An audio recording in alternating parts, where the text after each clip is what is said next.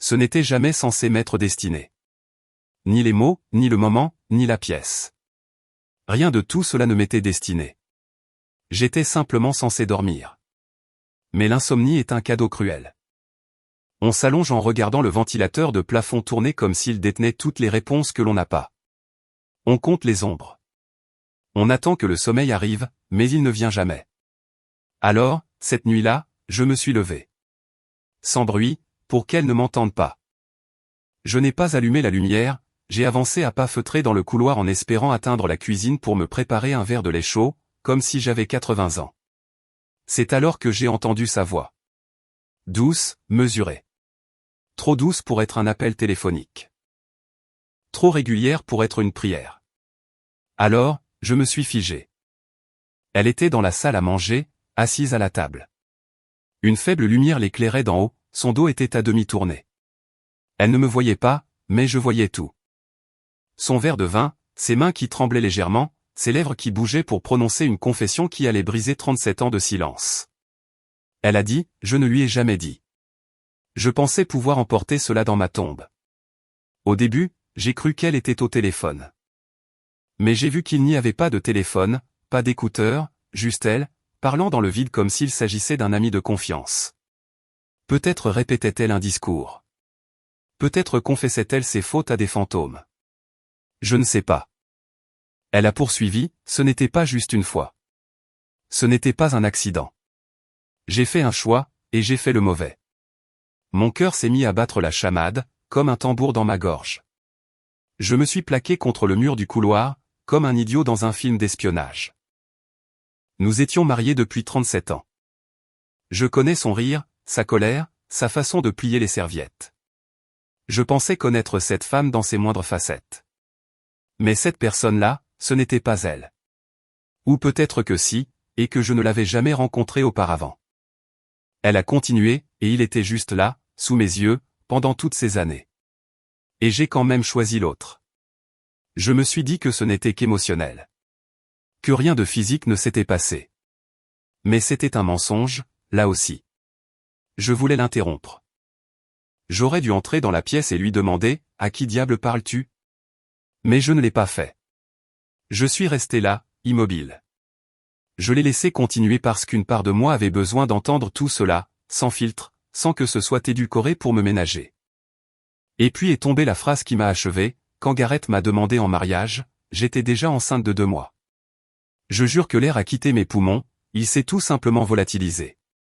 Nous avons 3 enfants. Je n'ai jamais douté de ma paternité, jamais de ma vie. Mais elle n'a pas précisé de quel enfant il s'agissait. Elle n'a prononcé aucun prénom, juste cette phrase, enceinte de 2 mois avant ma demande en mariage. Nous nous sommes mariés à 23 ans. Nous avons eu notre premier enfant au cours de notre première année d'union. Les dates correspondaient. Elle a continué à parler, d'une voix calme et basse, confessant ses secrets à cette pièce vide comme si elle méritait la vérité plus que moi. Et puis, comme si elle avait senti ma présence, elle s'est retournée. Nos regards se sont croisés. Son visage s'est figé. Elle n'a pas sursauté. Elle n'a pas pleuré. Elle m'a juste fixé comme si le fantôme, c'était moi, et non elle. Gareth, a-t-elle chuchoté, tu n'étais pas censé entendre ça. Je ne parvenais même pas à formuler une phrase. Ma bouche s'est ouverte, mais aucun son n'est sorti. 37 ans, 3 enfants, une maison, des projets de retraite. Je n'avais aucune idée de qui était la personne assise en face de moi à cet instant. Le pire dans tout cela, c'est qu'elle avait l'air soulagée. Elle ne s'est pas précipitée vers moi. Elle n'a pas fondu en larmes. Elle n'a pas bafouillé d'excuses comme je m'y attendais, ou comme je l'espérais secrètement. Lorna est restée assise là, les mains jointes, cette même lumière tamisée plongeant la moitié de son visage dans l'ombre, et elle a dit, tu allais finir par l'apprendre un jour ou l'autre. J'attendais juste le bon moment. Le bon moment ? Avec 37 ans de retard. Je devais avoir l'air complètement vidé, car je ne pouvais ni m'asseoir, ni bouger. Mes jambes étaient bloquées, comme si j'étais fait de béton. Je voulais hurler, mais tout ce que j'ai réussi à sortir a été un murmure étranglé, qui ? Elle a soupiré, une longue et lente expiration, comme si elle retenait son souffle depuis les années 1980. Tu ne le connais pas, a-t-elle dit. Il n'est pas d'ici.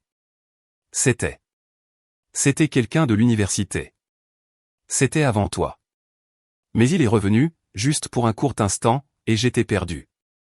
Je croyais avoir tourné la page, mais ce n'était pas le cas, pas complètement. Je me tenais là, à regarder ses lèvres bouger comme si elles appartenaient à une étrangère. Lequel, ai-je demandé. Ma voix a déraillé comme du vieux bois qui craque. Lequel de nos enfants n'est pas le mien? Elle a baissé les yeux. Pour la première fois, elle avait l'air ébranlée. Je ne veux pas répondre à ça, a-t-elle chuchoté. J'ai craqué. Pas de manière bruyante ou théâtrale, mais j'ai frappé la table du plat de la main si fort que cela m'a surpris moi-même. Le verre de vin a vacillé, sans tomber. Tu ne veux pas répondre à ça, ai-je sifflé. Tu as eu des décennies, Lorna. Tu as eu des anniversaires, des spectacles scolaires, des opérations chirurgicales. Tu as eu toute ma vie, et tu continues à jouer les gardiennes du temple? Elle a hoché la tête lentement. Parce que je sais qu'une fois que je l'aurai dit, tu les regarderas différemment. Tu ressentiras les choses différemment. Même si tu jures que non, tu le feras. C'est le propre des mensonges. Ils développent des racines profondes, et le jour où l'on essaie de les déterrer, ils se sont déjà enroulés autour de tout ce que l'on croyait réel. Mes genoux ont fini par lâcher, et je me suis effondré sur la chaise en face d'elle. J'ai fixé ses mains. Ses mains qui avaient tenu les miennes pendant les accouchements. Ses mains qui glissaient des mots doux dans mon panier repas pour le travail. Ces mêmes mains me semblaient désormais étrangères. Elle a tendu le bras à travers la table, non pas pour me réconforter, mais pour faire glisser un objet vers moi. Une petite enveloppe usée par le temps. Mon prénom y était inscrit d'une écriture que je ne connaissais pas. Avant de mourir, il a écrit ceci pour toi. Il m'a demandé de te le remettre après sa disparition, mais je n'ai pas pu. J'avais trop peur des conséquences. Il était donc mort. L'homme qu'elle avait aimé autrefois. L'homme qui était peut-être le père de l'un de mes enfants. J'ai fixé l'enveloppe comme si elle risquait de s'enflammer au moindre contact. Je ne l'ai pas ouverte, pas encore. Je n'en avais pas la force. Je ne peux pas effacer ce que j'ai fait, a-t-elle dit. Mais je ne l'ai pas fait par haine ou par méchanceté. J'étais jeune, terrifié et stupide. Une fois que tu m'as demandé en mariage, je me suis promis de faire de mon mieux, d'enterrer cette histoire et de ne plus jamais la laisser refaire surface. Jusqu'à ce soir. Je lui ai demandé si elle s'était exercée. Elle a acquiescé. Je répète ce moment depuis des années. Mais que tu l'apprennes ainsi, ce n'était pas censé se passer comme ça. Elle avait l'air fatiguée.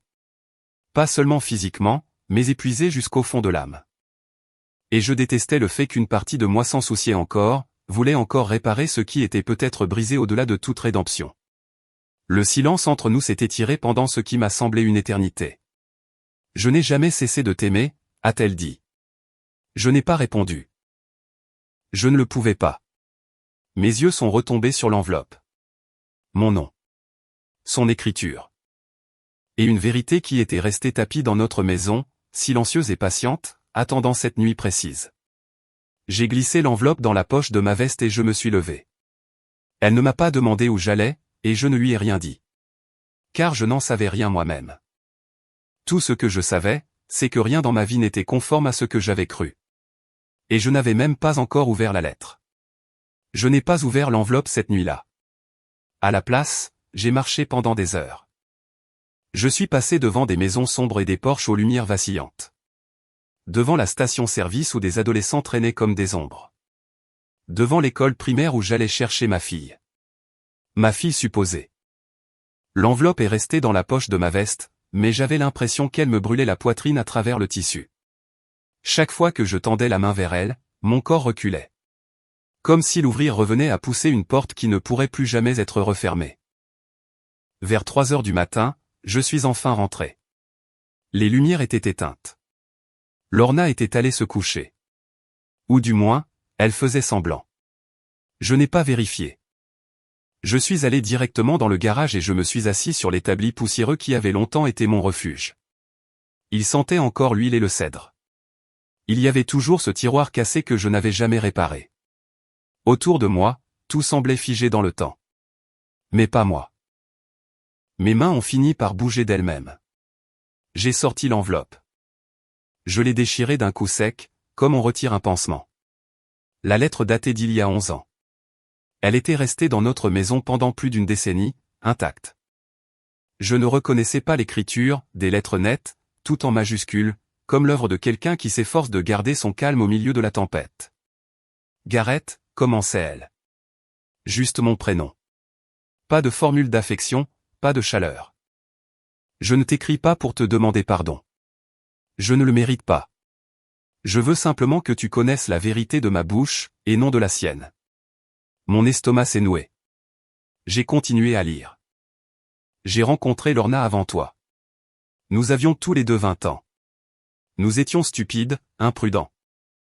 Et chaque petite chose nous semblait être la fin du monde. Je n'étais pas un homme bon. J'étais marié. Elle le savait. J'ai menti aux deux. Puis j'ai quitté la ville. Je pensais que ce serait la fin. Mais quand je suis revenu pour des funérailles des années plus tard, elle est apparue au cimetière. Je me suis figé. Des funérailles? J'ai cherché dans mes souvenirs. Qui était mort à cette époque? Étais-je présent? Elle m'a dit qu'elle était mariée. Qu'elle avait une vie magnifique, qu'elle n'avait pas besoin de moi. Mais nous avons parlé pendant des heures. Et puis, oui, nous avons pris une autre décision stupide. Une décision qui a tout changé. Les mots me frappaient de plein fouet. Ma poitrine se serrait à mesure que je progressais. Elle m'a annoncé qu'elle était enceinte quelques semaines plus tard. Elle m'a dit qu'elle était sûre que l'enfant était de toi. Je voulais y croire. Peut-être que j'en avais besoin. J'avais déjà détruit bien assez de choses. Mais après avoir vu des photos au fil des ans, je n'en suis plus si sûr. J'ai arrêté ma lecture. J'ai regardé le papier comme s'il était imprégné de poison. Des photos. Il avait vu des photos? Quelles photos? Les lui avait-elle envoyées? Nous espionnait-il? Était-ce un rituel tordu pour lui de nous observer de loin pendant que je vivais sa vie potentielle? Je suis resté à l'écart, poursuivait la lettre. Parce que c'était le marché. Elle a dit qu'elle donnerait à l'enfant ton nom, ton amour, ta protection. Et que je devais disparaître. Alors je l'ai fait. Jusqu'à ce que je tombe malade. Le cancer. Lorna m'avait dit qu'il était mort d'un cancer. J'en déduisais que cette partie-là était vraie. Je ne t'écris pas pour te retirer quoi que ce soit.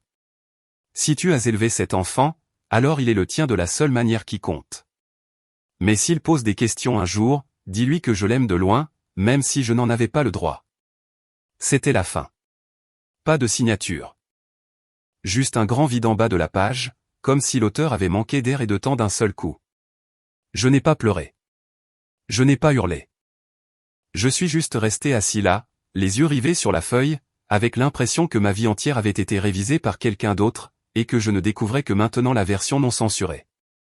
Une version où l'amour et le mensonge cohabitaient dans la même maison, sous le même toit, dans le même lit. Et pourtant, la question que je redoutais le plus résonnait dans mon esprit comme une alarme, lequel de nos enfants était-ce? Il n'y avait aucun prénom dans la lettre. Aucun indice. Juste un vide brutal là où aurait dû se trouver la réponse. Désormais, face à tout ce que je savais, ou pensais savoir, transformé en quelque chose d'irréel, je devais prendre une décision que je n'aurais jamais pensé avoir à affronter. Devais-je en parler à mes enfants? Demander un test ADN? Prendre le risque de les briser comme j'avais été brisé? Ou devais-je garder ce secret, tout comme elle l'avait gardé pendant 37 ans? J'ai regardé mes mains. Ces mêmes mains qui les avaient tenues à leur naissance, qui avaient soigné leurs égratignures, qui avaient essuyé leurs larmes face au chagrin d'école ou d'amour. C'étaient mes enfants. Chaque fibre de mon être me criait qu'ils l'étaient. Mais désormais, je ne savais plus si mon cœur pouvait se fier à mes souvenirs. C'est alors que j'ai entendu les lattes du plancher craquer au-dessus de moi. Elle était réveillée. Et elle descendait. La porte du garage s'est ouverte lentement. Je n'ai pas bougé. Je suis resté assis là, la lettre serrée dans ma main, le froid du ciment remontant à travers mes bottes. Elle est entrée. Lorna. Elle portait cette même robe de chambre que je lui avais achetée au Noël précédent. Ses cheveux étaient attachés, elle n'était pas maquillée. Son visage était pâle mais calme, comme si elle avait répété la scène qui allait suivre. Elle s'est arrêtée en me voyant. Je ne l'ai pas regardée. J'ai fixé la vieille boîte à outils Bosley sur l'étagère, celle que je n'avais pas rouverte depuis que notre fils, quel que soit celui qui partage mon sang, m'avait aidé à installer le nouvel évier de la cuisine l'automne dernier. Elle a murmuré, « Je pensais que tu serais parti. » Je n'ai pas répondu. Elle a fait un pas en avant. « Tu l'as lu ?» J'ai brandi la lettre comme un avertissement. Il a vu des photos. Quelles photos? Sa bouche s'est ouverte, puis refermée. Un instant, elle a paru honteuse. Elle a hoché la tête lentement. Je lui en ai envoyé une ou deux à la naissance du bébé. J'avais juste besoin qu'il voie que j'avais fait quelque chose de bien de tout notre gâchis. Que le bébé était en bonne santé, aimé. J'ai senti la colère monter à nouveau dans ma poitrine. Alors il nous surveillait à distance pendant que j'élevais son enfant? Elle a tressailli. Je lui ai dit de rester à l'écart et il l'a fait. Je te le promets, Gareth, il ne s'est jamais approché. Il n'a jamais téléphoné, n'est jamais venu, rien. Cette lettre était la dernière chose. J'ai secoué la tête avec un rire amer. Est-ce qu'ils savent? Elle a hésité une fraction de seconde de trop. Lorna, est-ce qu'ils savent? Non, a-t-elle dit rapidement. Non, ils ne savent rien. Je ne leur ai jamais dit. Je ne voulais pas les perturber ou les détruire. Je me suis levé et, pour la première fois depuis le début de ce cauchemar, je les regardai droit dans les yeux. Alors tu leur as donné de la stabilité, de l'amour, un père présent au quotidien. Mais tu leur as aussi donné un mensonge. Elle a légèrement hoché la tête. J'avais l'impression de ne plus être bien dans ma propre peau. Comme si je me tenais dans une maison construite par un autre, pour un autre, et que je n'avais fait que louer cet espace pendant tout ce temps. Puis elle a dit une chose à laquelle je ne m'attendais pas, je n'ai jamais cessé de t'aimer. Même quand je te mentais. Même quand je me détestais pour ça. Cela ne m'a pas consolé. Cela n'a pas adouci le coup. C'était pire, car je la croyais. C'est le plus terrible dans cette histoire, je l'aimais encore, et je m'en voulais pour cela aussi. Elle a tendu la main doucement, prudemment, comme si j'allais me briser au moindre contact. S'il te plaît, ne leur dis rien. Pas encore. S'il te plaît. Laisse-moi le faire si nous devons en arriver là. Mes mains se sont crispées en poing. Non pas de rage, mais d'impuissance, parce que je ne savais plus ce qui était juste, dire la vérité, les protéger, ou me protéger moi-même. Je suis passé devant elle pour rentrer dans la maison. Je n'ai pas dormi cette nuit-là. Je suis resté assis sur le canapé jusqu'au lever du soleil. Et chaque seconde, je pensais à la même chose, si je ne connaissais même pas la vérité sur les personnes que j'aimais le plus, à côté de quoi d'autre étais-je passé? Et si ce secret avait pu vivre pendant 37 ans sans jamais faire de bruit, combien d'autres étaient encore enfouis dans le silence?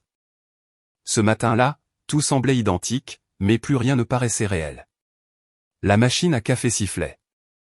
Les oiseaux chantaient dehors. Lorna préparait des toasts comme d'habitude, comme si ce n'était qu'un mardi ordinaire.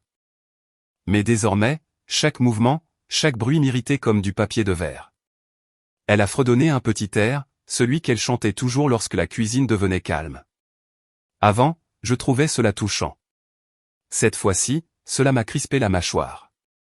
Elle m'a proposé une tasse de café. Je ne l'ai pas prise.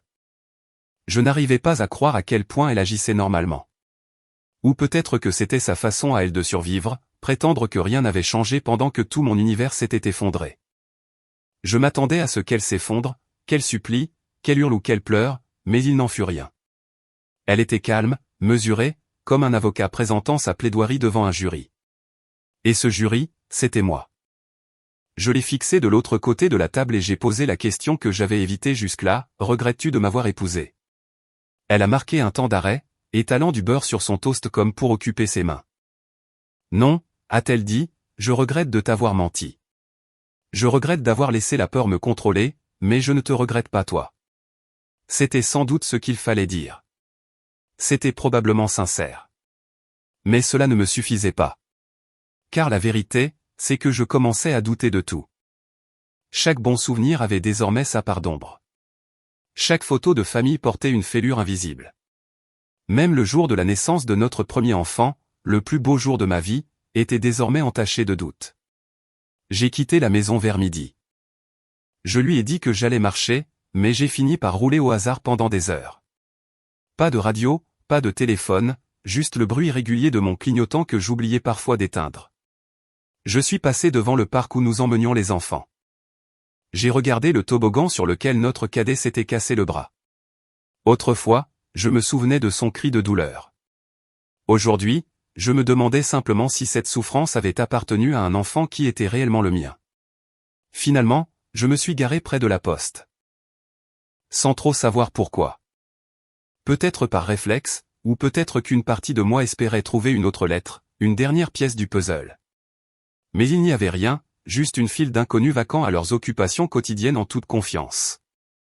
Je suis resté assis dans la voiture pendant près de 40 minutes avant d'appeler quelqu'un à qui je n'avais pas parlé depuis des mois, mon frère, Kent. Il a décroché rapidement, sans doute surpris de voir mon nom s'afficher. « Gareth » a-t-il demandé. « Ça va ?» Je n'ai pas répondu tout de suite, je suis resté là à respirer. « Gareth ?» Je ne sais pas qui est mon enfant, ai-je dit, d'un ton sec et plat. Je n'avais plus l'énergie d'y mettre les formes. Un long silence a suivi. Puis Kent a demandé avec précaution, « Tu veux dire au sens métaphorique ?» Non, ai-je répondu.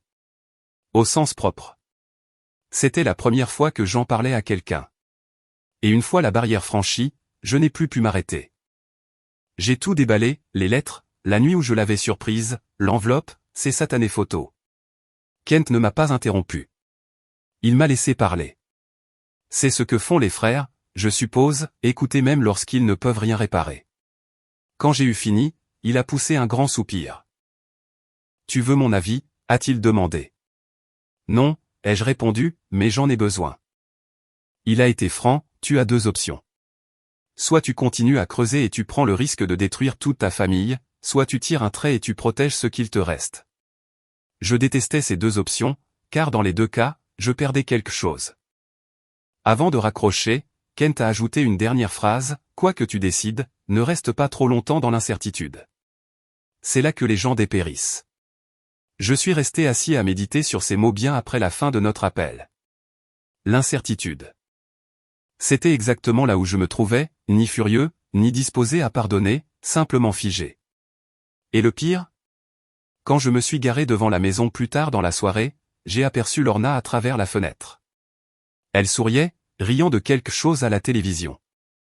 À cet instant, j'ai compris une chose qui m'a glacé le sang, elle avait déjà fait la paix avec tout cela.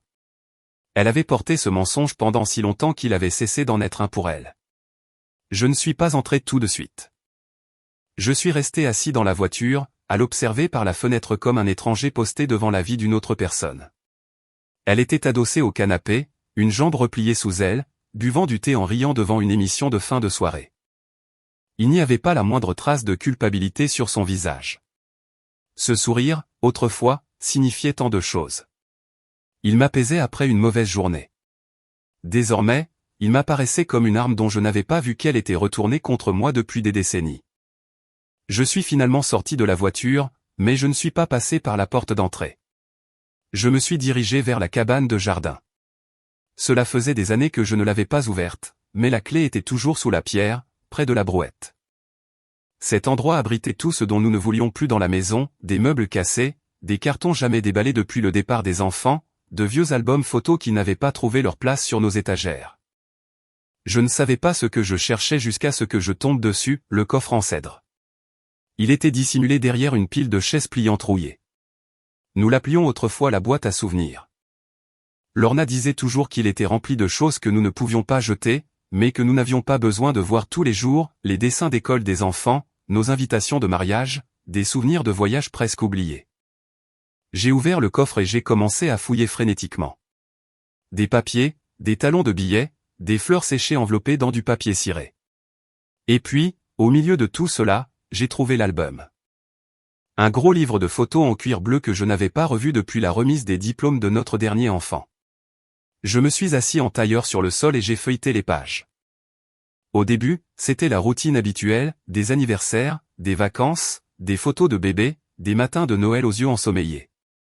Mais j'ai fini par trouver ce que je cherchais, glissé derrière une pochette plastique qui n'était pas tout à fait scellée. C'était une photo que je n'avais jamais vue de ma vie. On y voyait Lorna, au début de la vingtaine, posant devant un autel aux côtés d'un homme qui m'était inconnu.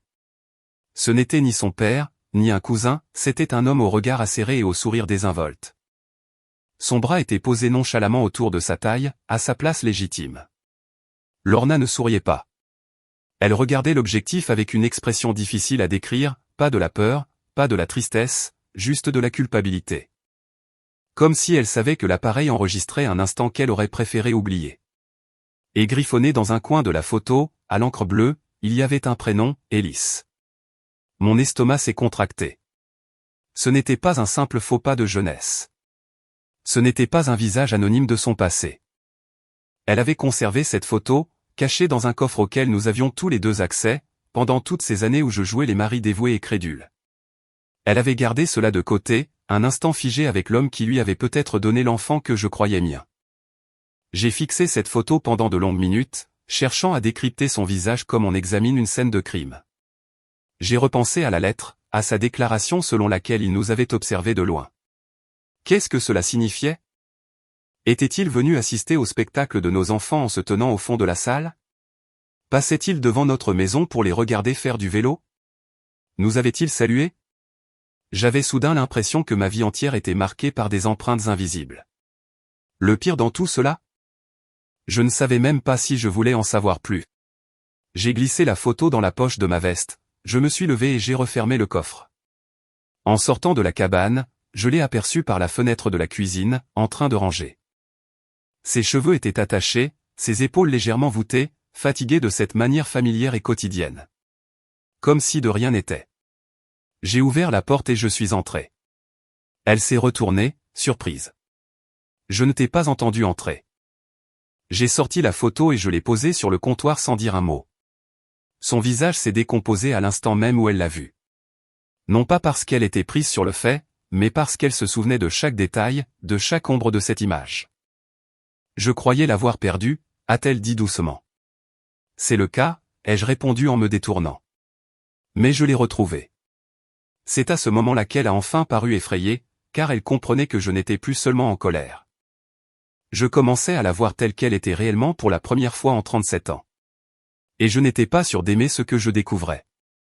Le lendemain, nous devions dîner avec notre fille et son mari. Nous avions organisé cela depuis des semaines, un simple barbecue dans le jardin, comme au bon vieux temps. Elle devait apporter du pain de maïs maison et j'avais déjà choisi un vin que je savais qu'elle appréciait. C'était censé être une de ces soirées où tout le monde sourit un peu trop, où les chiens réclament des morceaux de viande à nos pieds et où l'on feint que la vie est simple. J'ai annulé le matin même. Lorna n'a pas discuté. Elle a simplement hoché la tête, comme si elle s'y attendait.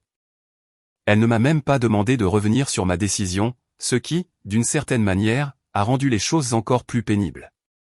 Nous ne nous sommes pratiquement pas parlé de la journée.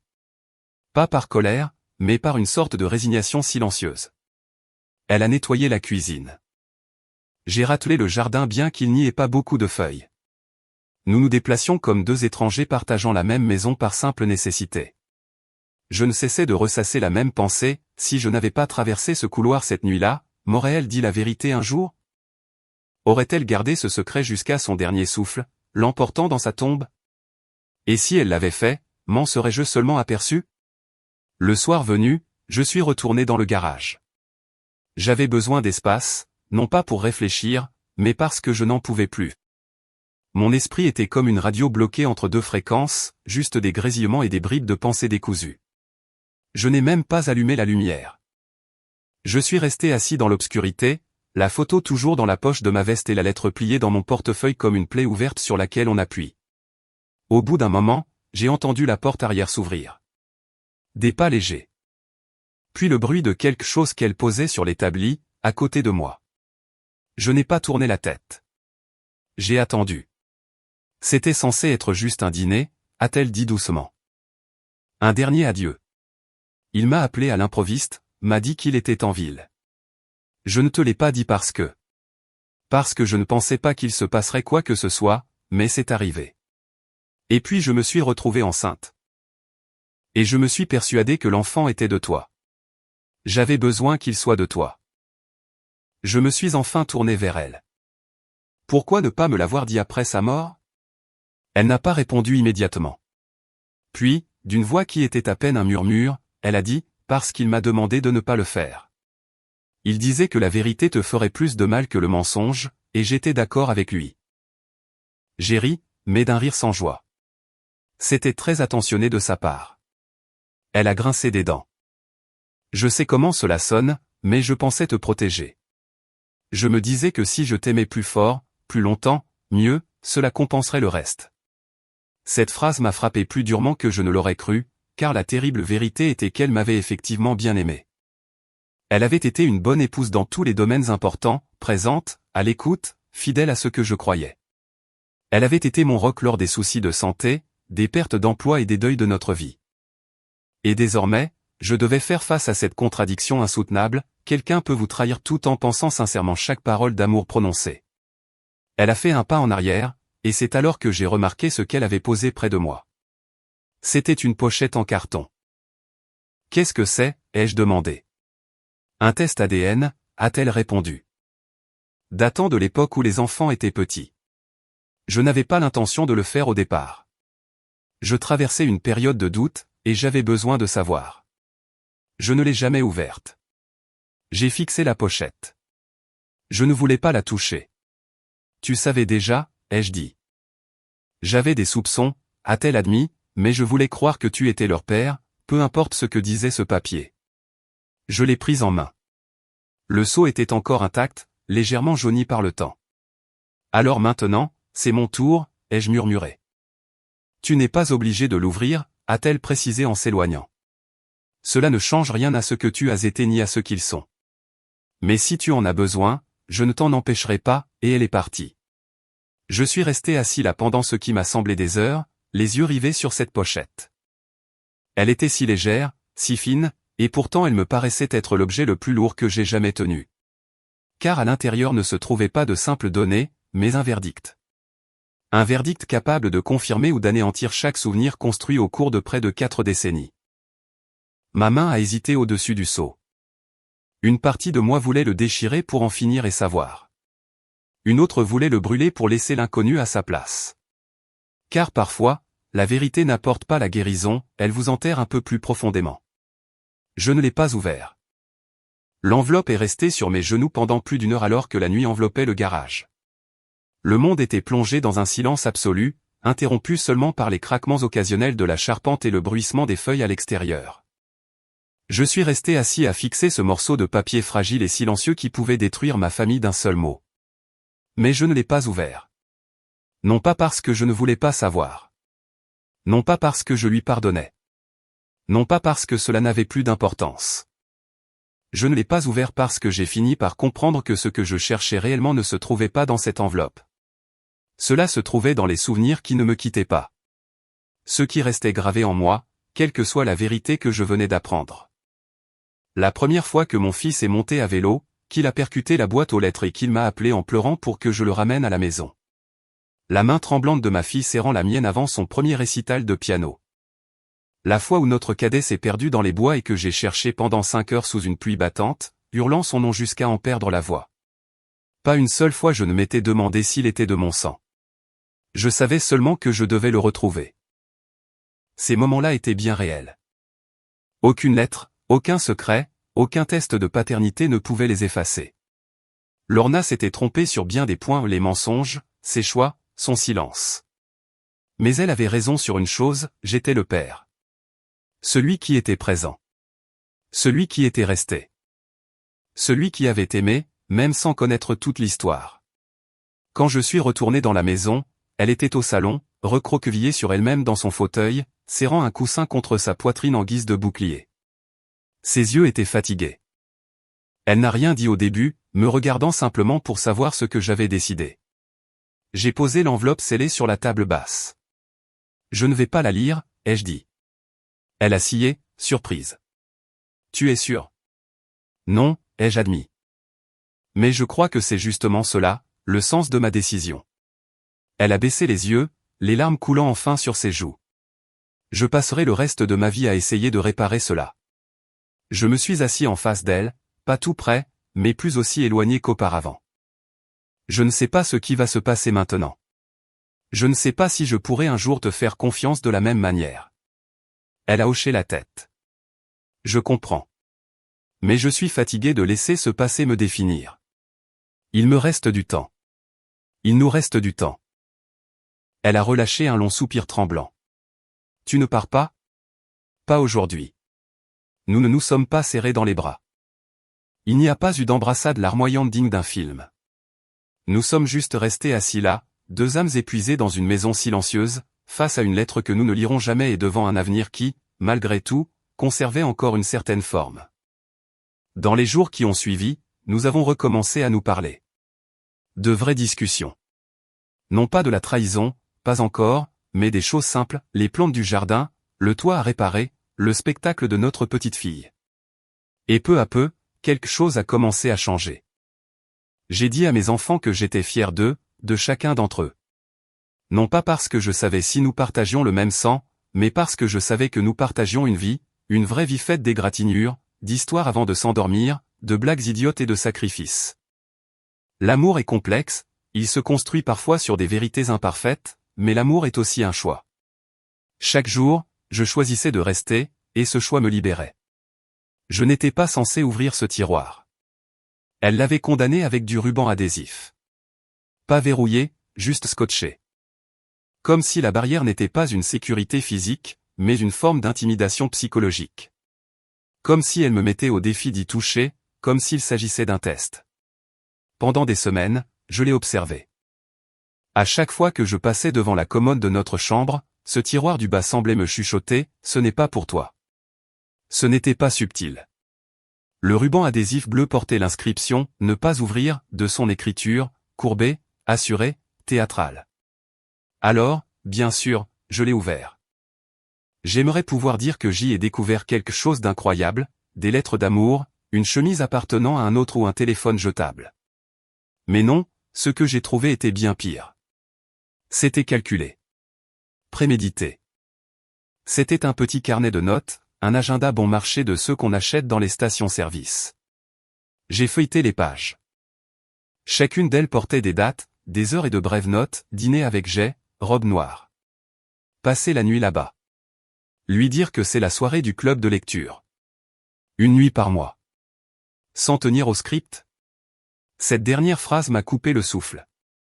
Ce n'était pas un accident, pas un égarement d'un instant, pas une bêtise sous le coup de l'émotion. C'était planifié à l'avance. Une nuit par mois. C'était la formule même qu'elle avait employée avec moi, en me regardant avec ses yeux de chien battu et sa fausse vulnérabilité. La formule qui avait lancé toute cette comédie. À l'époque, je pensais qu'elle parlait de prendre du recul, de fixer des limites nécessaires, de prendre soin d'elle, tous ces termes à la mode qu'elle me lançait pendant que je restais assis à hocher la tête comme un imbécile sans volonté, me disant, c'est sans doute juste une phase. Mais ce n'était pas une phase.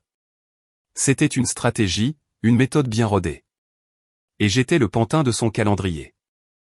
Alors, j'ai réagi comme le ferait un homme brisé, perdu et désespéré, j'ai commencé à marquer le calendrier moi-même. Pas avec des questions, pas avec des reproches, mais par des absences. Si elle voulait une nuit par mois, elle n'aurait que cela, rien de plus.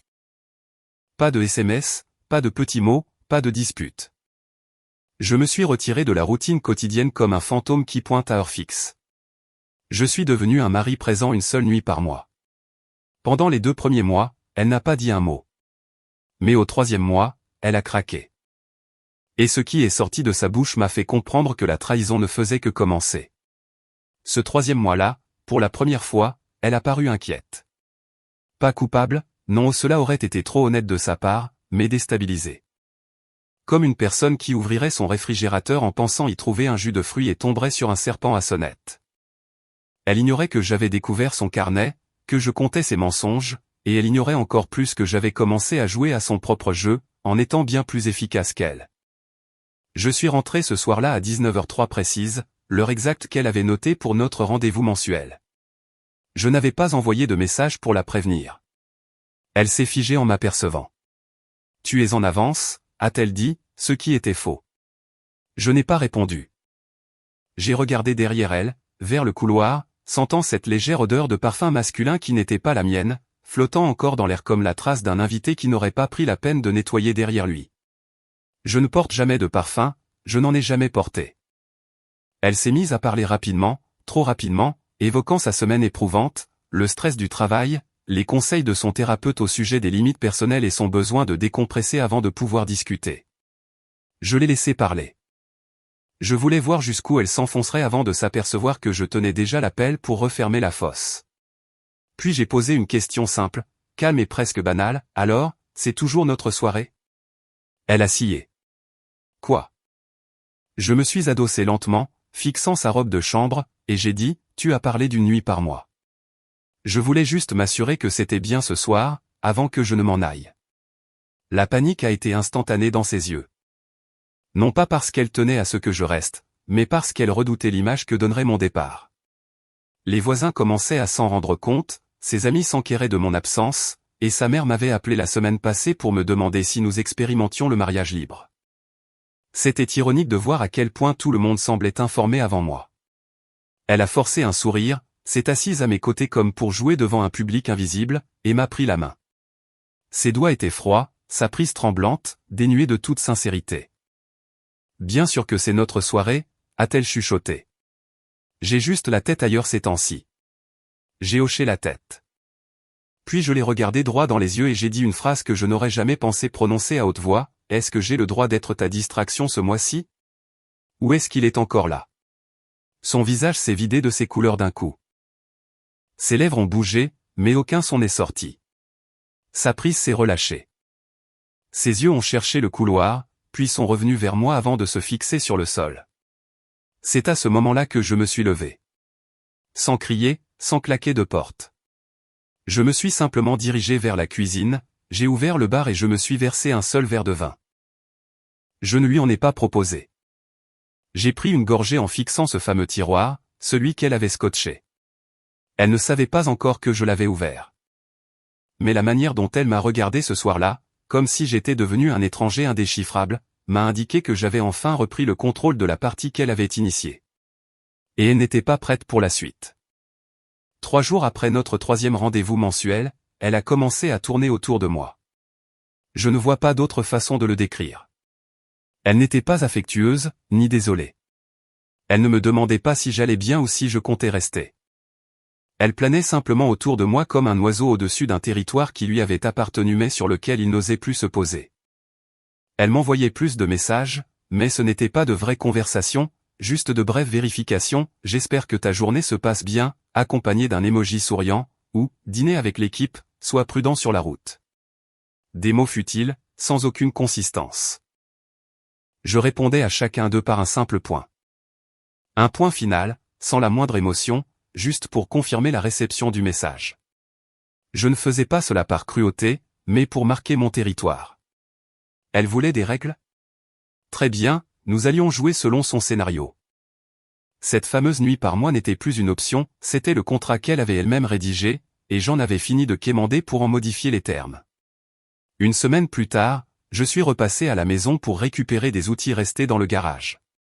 Elle ne m'attendait pas. Sa voiture était là, pas la sienne à lui. Mais en franchissant la porte latérale, j'ai entendu sa voix dans notre chambre. Une voix douce, étouffée, accompagnée de rires discrets. Je n'ai pas forcé la porte, je n'ai pas écouté aux portes non plus. Je n'en avais pas besoin. Je me suis dirigé vers l'entrée, j'ai déposé sur la console le double des clés qu'elle ne m'avait jamais réclamé, j'ai pris une photo des clés avec le couloir en arrière-plan, et je suis reparti sans faire de bruit. Un quart d'heure plus tard, elle m'écrivait, tu es passé à la maison. J'ai répondu en lui envoyant la photo, sans commentaire, sans émoji. Elle a tenté de m'appeler 3 fois, je n'ai pas décroché. Le lendemain, elle s'est présentée chez mon ami, celui chez qui je logeais depuis des semaines. Elle a frappé à la porte comme si elle était chez elle, l'air affolé, pas maquillée, un sweatshirt jeté à la hâte sur son pyjama ou une apparence que je ne lui avais pas vue depuis des années. C'était de la vulnérabilité, mais une vulnérabilité dictée par la panique. On peut parler, a-t-elle demandé alors que je lui barrais l'entrée. Je l'ai laissée entrer, je me suis assis en face d'elle, silencieux. Elle s'est installée sur le bord du canapé et a sorti la phrase la plus absurde qui soit, je pense que nous devrions repasser à 2 nuits par mois. C'est là que j'ai ri. J'ai éclaté de rire. Tu es en train de négocier avec moi, là, ai-je demandé, le sourire aux lèvres face à ce spectacle digne d'une mauvaise comédie de situation. Son visage s'est contracté, elle détestait me voir si calme. Tom, je pense simplement que nous avons tous les deux eu le temps de réfléchir, et peut-être que nous. Je l'ai coupé, j'ai réfléchi, et j'ai décidé qu'une nuit par mois était déjà bien trop généreux. Cela l'a réduite au silence.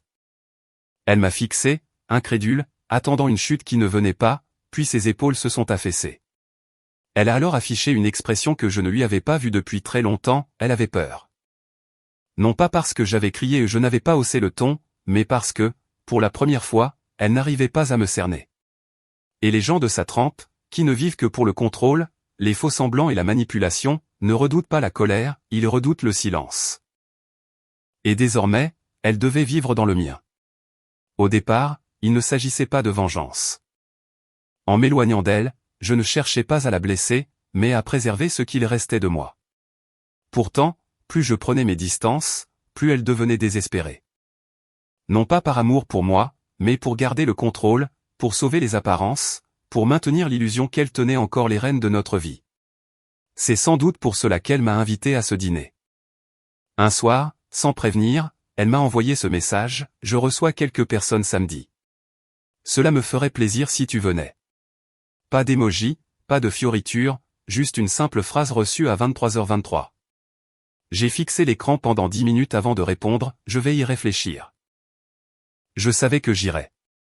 Non pas pour la voir, mais parce que j'avais besoin de contempler ce mensonge de mes propres yeux, de mesurer l'ampleur du désastre. Le samedi est arrivé. Je suis arrivé en retard, délibérément. Elle m'a accueilli sur le pas de la porte dans une robe vert d'eau que je ne lui avais pas vu porter depuis des années, de l'époque où mon opinion comptait encore pour elle. Elle a paru surprise de me voir, comme si elle n'avait pas cru que je viendrais. C'était mon premier indice, cette invitation n'était pas une tentative de rapprochement, mais une façon de soulager sa conscience. Les invités étaient pour la plupart ses collègues de bureau, dont je connaissais quelques-uns. Tout le monde se montrait poli, mais la tension était palpable dans la pièce. Et puis, il y avait lui. Je l'ai aperçu dans le couloir, debout près de la bibliothèque, faisant semblant de s'intéresser au titre des ouvrages comme s'il était un passionné de poésie. Il ne m'a pas regardé, mais il savait parfaitement qui j'étais. Sa mâchoire s'est contractée, il a changé d'appui comme s'il se préparait à un choc. Quel lâche. Plus tard, en me rendant dans la salle de bain des invités, je suis tombé sur un photomaton de 4 clichés glissés dans le cadre du miroir. Eux deux, faisant des grimaces, les fronts collés, et une photo d'eux s'embrassant, sa main posée sur sa joue comme elle ne l'avait plus fait pour moi depuis des années. Je n'ai pas pris la photo. Je l'ai simplement fixée comme on se tient devant une tombe, pleurant une relation morte depuis bien longtemps, mais dont on ne réalise la perte qu'à cet instant précis. Je suis sorti de la salle de bain l'air calme et serein, allant même jusqu'à sourire à un invité en me dirigeant vers la cuisine. Mais intérieurement, quelque chose s'était brisé. Ce n'était pas de la rage, ni de la tristesse, mais de la clarté. Notre mariage n'était plus qu'une mise en scène, et j'en avais fini de jouer le rôle du mari trompé et pitoyable sur la touche. Avant de partir ce soir-là, je l'ai prise à part dans le couloir, près de la cuisine, sous la lumière tamisée. « Tu as oublié quelque chose dans la salle de bain ?» lui ai-je dit. « Quoi ?» a-t-elle demandé, visiblement perplexe. Je me suis approché tout près d'elle, sans agressivité, mais de manière à ce qu'elle ne puisse pas détourner le regard. « Ton vrai visage. » Elle a eu un léger sursaut, suffisant pour que je comprenne que son masque venait de se fissurer. Puis je suis parti, sans saluer personne, sans attendre sa réaction, laissant ce silence planer sur elle comme une menace. Le lendemain matin, elle m'a appelé 8 fois de suite, et devant mon absence de réponse, elle est revenue frapper à ma porte. Mais cette fois, elle ne s'est pas contentée de frapper, elle a tambouriné. Et ce qu'elle a hurlé à travers la porte montrait bien qu'elle se considérait désormais comme la victime de l'histoire. Je n'ai pas ouvert immédiatement. Elle frappait si fort que les carreaux de verre de la porte vibraient, comme si le bruit pouvait effacer ses actes. Je me tenais dans l'entrée de l'appartement de mon amie, à l'écouter. Elle répétait mon prénom, sans crier, mais sans pleurer non plus sur ce ton pressant et affolé qu'emploient les gens qui sentent que quelque chose leur échappe, sans comprendre comment ni à quel moment ils ont perdu la partie.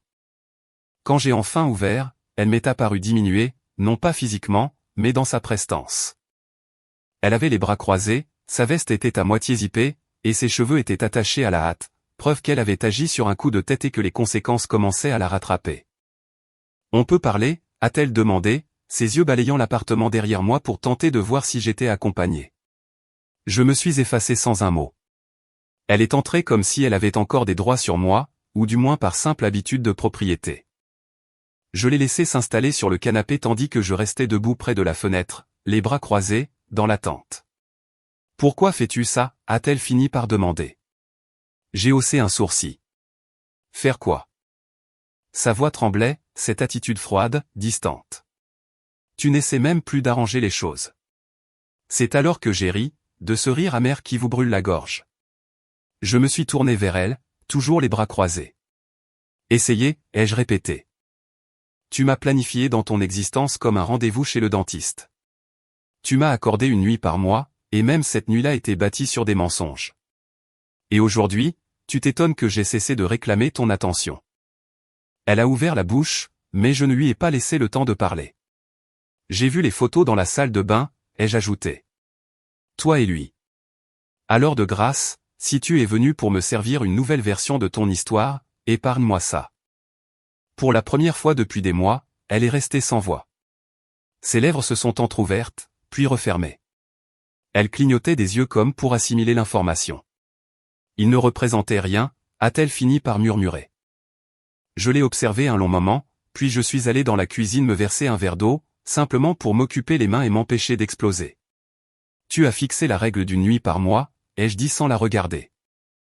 J'ai accepté. Tu n'avais simplement pas prévu que j'appliquerais ta règle avec plus de rigueur que toi. Elle s'est levée brusquement. Tu me fais passer pour le monstre de l'histoire. Je me suis retourné lentement pour ancrer mon regard dans le sien. Ne l'es-tu pas? Un silence lourd, électrique, s'est installé. Elle a baissé les yeux. Je ne voulais pas que les choses aillent si loin. Je pensais simplement que nous nous éloignions l'un de l'autre. Nous ne nous sommes pas éloignés, ai-je répliqué froidement. C'est toi qui as choisi de partir. Elle a tenté d'ajouter quelque chose, mais sa voix s'est brisée. J'ai vu ses yeux se remplir de larmes, et pendant une fraction de seconde, j'ai ressenti cette vieille impulsion au fond de moi, cette envie de la réconforter, même maintenant. Mais je me suis rappelé le tiroir condamné, les verres de vin, ces mensonges planifiés, classés et vécus au quotidien pendant que je m'efforçais bêtement de sauver ce qu'elle avait déjà réduit en cendres. Je reste chez Graham pour le moment, ai-je dit d'un ton neutre. J'ai besoin de distance.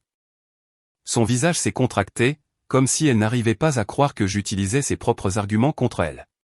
Tu abandonnes, a-t-elle demandé. Non, ai-je répondu en me dirigeant vers la porte. C'est toi qui as abandonné la première.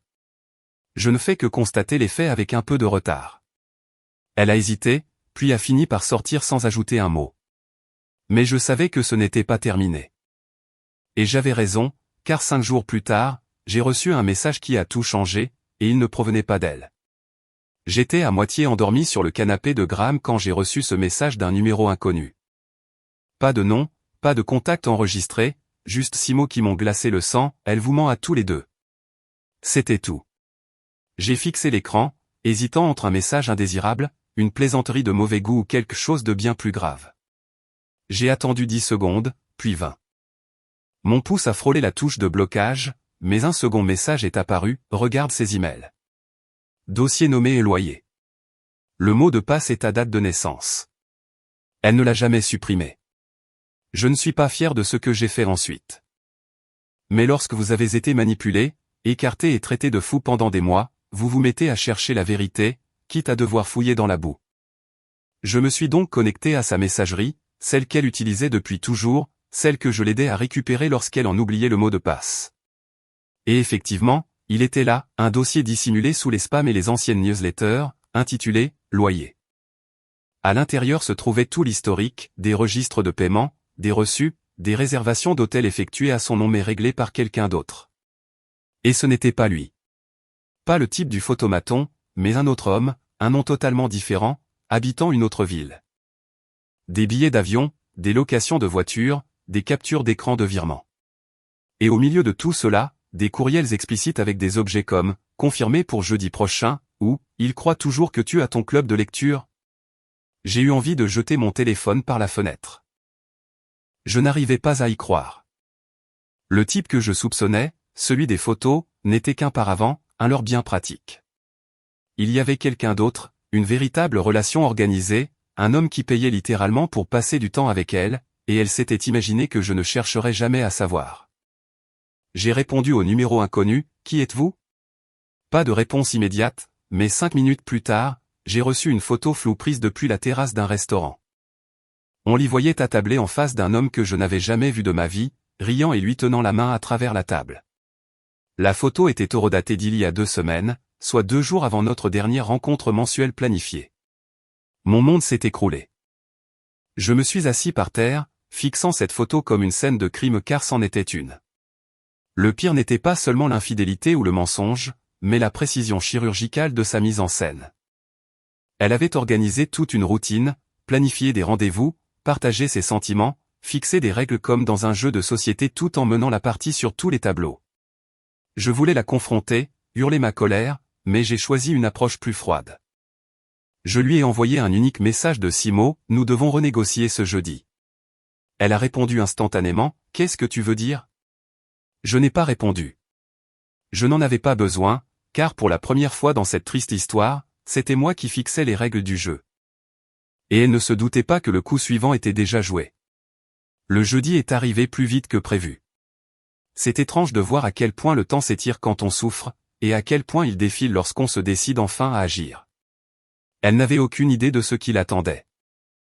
Elle m'a accueilli sur le pas de la porte avec cette même chaleur artificielle qu'elle perfectionnait depuis des mois, comme si de rien n'était, comme si nous n'avions pas traversé des semaines de silence et que je n'avais pas découvert l'existence d'un second homme finançant sa double vie.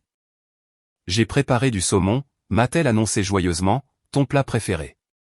Je l'ai fixé un instant de trop avant de passer devant elle pour entrer dans la cuisine. Il y avait des bougies, des vrais, pas ces modèles bon marché à pile que nous utilisions à l'époque où nous étions fauchés mes amoureux. Elle avait mis de la musique, du jazz, le genre d'ambiance qui lui donnait l'impression de mener grand train. Tout dans cette soirée était factice. Elle essayait de faire des efforts, ou du moins elle en donnait l'illusion, et je les laissais faire. J'ai assisté au dîner, j'ai mangé 2 bouchées, je l'ai regardé se servir du vin sans que ses mains ne tremblent. Je l'ai écouté parler de tout et de rien, de son travail, des fiançailles d'une amie, suggérant que nous devrions nous organiser un week-end tous les 2 prochainement, comme avant. J'ai attendu qu'elle entame son second verre de vin pour prendre la parole. J'ai vu tes photos, ai-je dit calmement. Elle a scié. Des photos ? Celles que tu pensais avoir cachées. Toi et lui, et l'autre lui, les reçus, le dossier, les paiements. Son sourire s'est légèrement figé, mais elle a tenté de garder la face. Elle maîtrisait bien son rôle. Je ne vois pas de quoi tu parles, a-t-elle dit en tendant la main vers son verre. Tu n'as jamais été doué pour mentir, ai-je répliqué. Tu pariais simplement sur le fait que je ne chercherais pas à savoir. Un silence de mort s'est installé.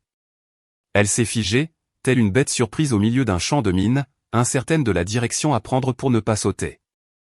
Je n'ai pas, a-t-elle commencé, mais je l'ai coupé, épargne-moi ça.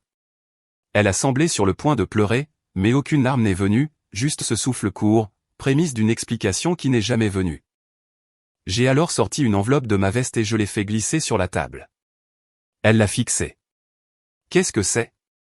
La facture. Elle a froncé les sourcils. Quoi ? Pour mon temps, mon silence, les nuits d'hôtel que je n'ai pas remises en question, l'humiliation que j'ai subie chaque 3e jeudi du mois pendant que tu jouais à l'épouse modèle avec un autre. Sa bouche s'est ouverte, mais je n'avais pas fini. J'avais tout répertorié, une nuit par mois pendant 11 mois, l'essence, les dîners, le coût émotionnel, les heures perdues. Ce n'est pas une vengeance, ai-je dit calmement. C'est une facture. Elle a repoussé l'enveloppe, c'est malade. Non, ai-je répondu avec sang-froid, ce que tu as fait était malade. Ce que je fais, ce sont des mathématiques. Elle s'est levée, tremblant visiblement. Tu es cruel. Et toi, tu as été efficace, ai-je rétorqué. Je me suis levé à mon tour, j'ai ajusté ma veste et je l'ai regardé droit dans les yeux. Je pensais autrefois que l'amour signifiait tout pardonner. Aujourd'hui, je pense qu'il consiste à ne jamais faire semblant que rien ne s'est passé. Elle n'a pas pu répondre. Tout son être semblait s'effondrer sous le coup de la surprise. Je suis parti sans ajouter un mot. Mais ce qu'elle ignorait, ce que je ne lui avais pas encore dit, c'est que je n'en avais pas terminé. Car il restait une personne à informer, et le message suivant ne lui était pas destiné.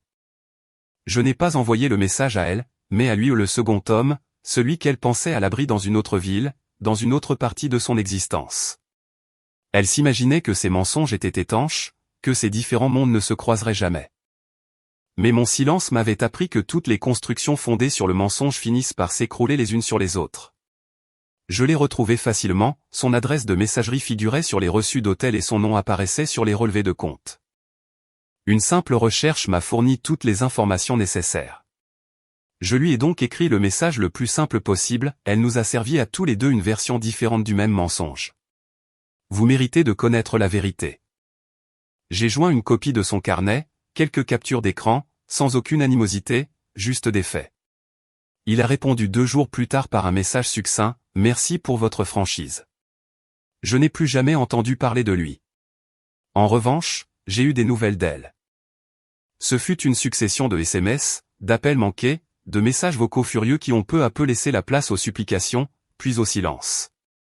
Elle m'a même envoyé une longue lettre par courriel, 8 paragraphes d'excuses, de regrets et de larmes invisibles. Je n'ai pas répondu.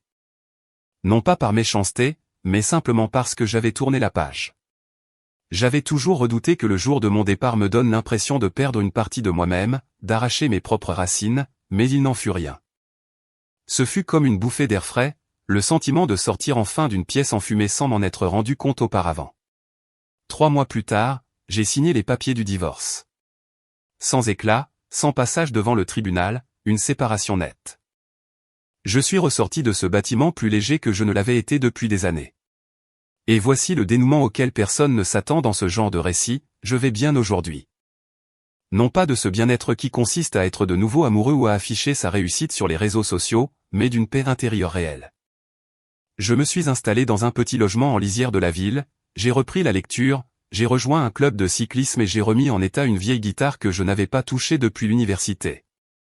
Pour la première fois depuis des années, j'ai cessé d'avoir le sentiment de devoir mendier l'amour de quelqu'un pour exister. Et puis, un samedi matin, j'ai fait une rencontre tout à fait fortuite dans une librairie.